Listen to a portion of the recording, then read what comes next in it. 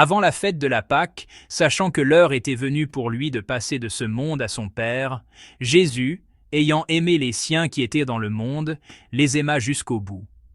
Au cours du repas, alors que le diable a déjà mis dans le cœur de Judas, fils de Simon l'Iscariote, l'intention de le livrer, Jésus, sachant que le Père a tout remis entre ses mains, qu'il est sorti de Dieu et qu'il s'en va vers Dieu, se lève de table, dépose son vêtement et prend un linge qu'il se noue à la ceinture.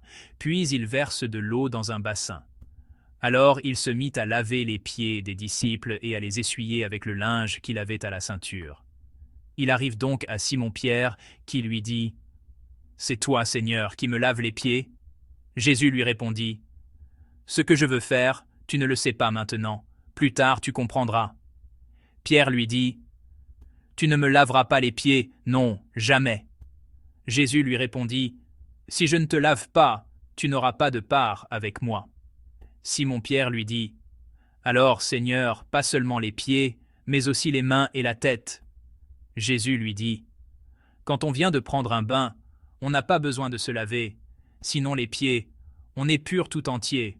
Vous-même, vous êtes purs, mais non pas tous. » Il savait bien qui allait le livrer, et c'est pourquoi il disait « Vous n'êtes pas tous purs. » Quand il leur eut lavé les pieds, il reprit son vêtement, se remit à table et leur dit « Comprenez-vous ce que je viens de faire pour vous?